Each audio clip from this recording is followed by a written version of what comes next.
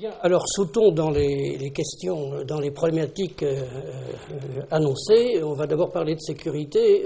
Corentin, on semble en France être sorti définitivement de cette combinaison d'irénisme et d'expéditionnarisme, si je puis dire, que nous avons connu pendant à peu près 25 ans. On est confronté à de vraies questions de sécurité qui nous imposent à la fois de défendre le territoire, ce qui était un fantasme qui s'était éloigné de nous, et de se projeter très loin à l'extérieur de notre territoire pour assurer cette sécurité. Alors, est-ce que véritablement la stratégie française face à ces nouveaux défis a pris la mesure de ce bouleversement, et est-ce que nous avons les moyens de le faire ? Oui, Dominique, je pense que vous avez raison de parler de cette fin de l'irénisme.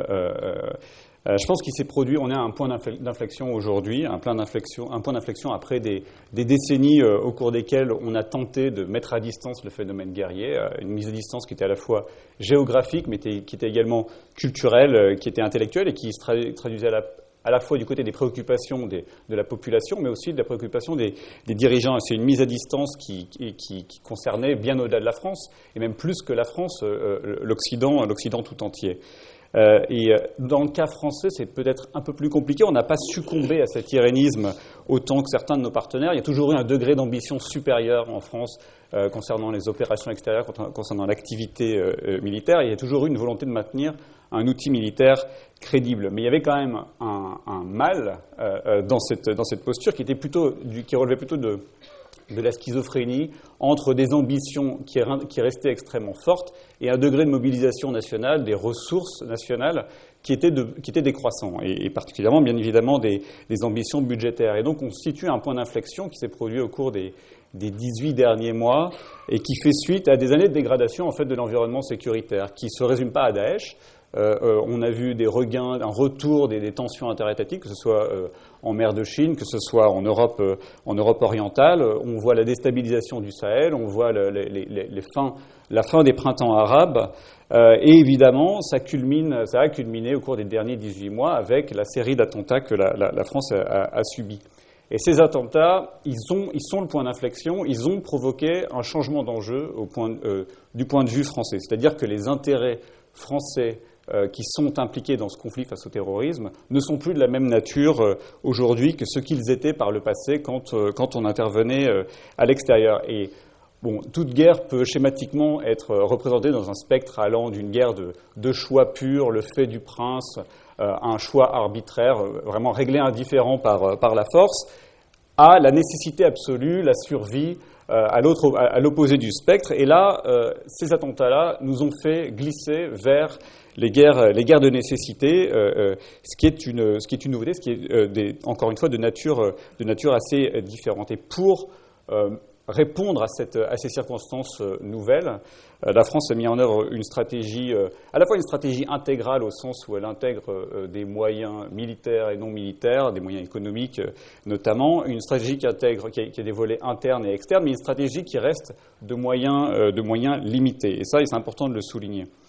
Au niveau externe, c'est une stratégie qui se différencie selon les théâtres, avec des théâtres sur lesquels la France est, on va dire, à la fois un contributeur important, mais en appui d'autres contributeurs, et c'est le cas dans le Levant, où on est très très loin d'atteindre les contributions, le degré d'engagement américain, et où là on vise à endiguer, voire à refouler la menace posée par Daesh, tout en cloisonnant le théâtre pour empêcher que les combattants radicalisés sur place alimentent d'autres foyers sur d'autres points du globe.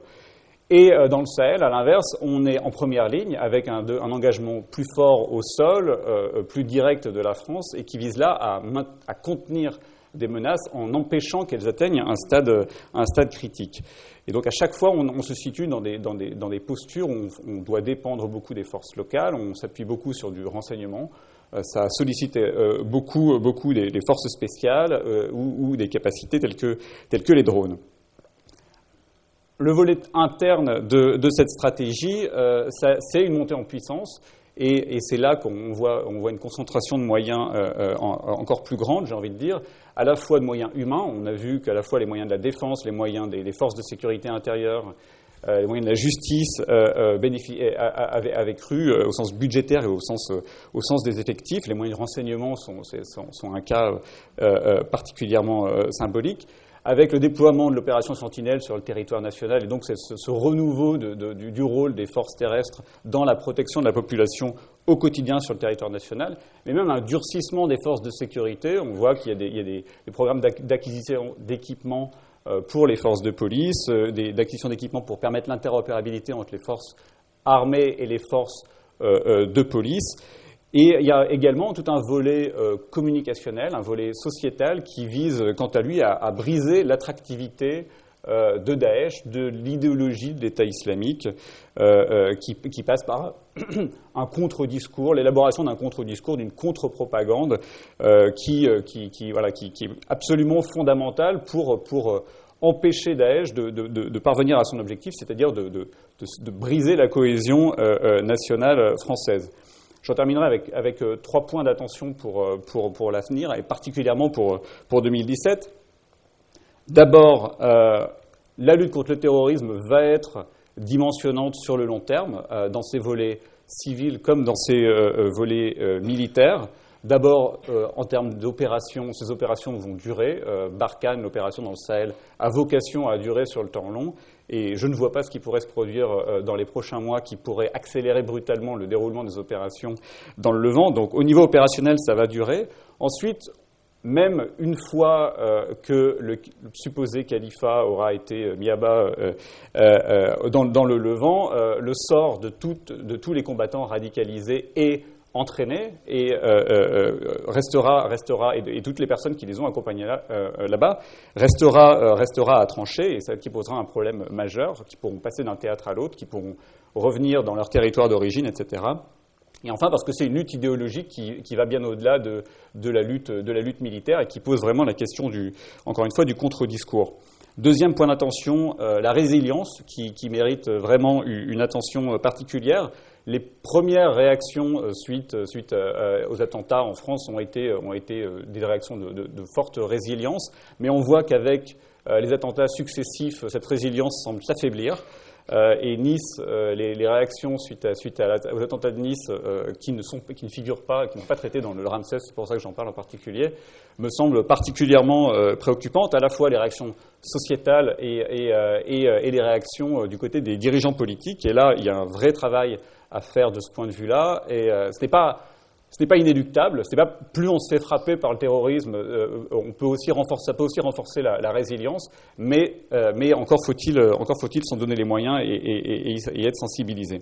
Et enfin, au-delà, il convient de ne pas rester focalisé sur le seul terrorisme. Le terrorisme est évidemment une menace majeure aujourd'hui pour la France, mais ce n'est pas du tout la seule menace dimensionnante pour la suite. Il y en a d'autres qui sont plus dimensionnantes et qui requièrent des investissements dès à présent.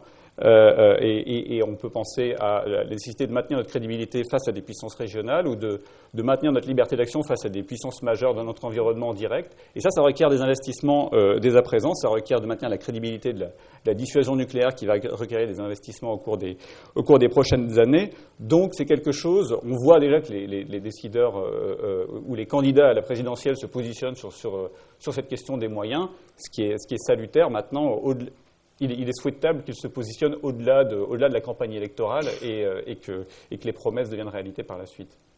Merci Corentin. Il est effectivement souhaitable que les candidats se positionnent.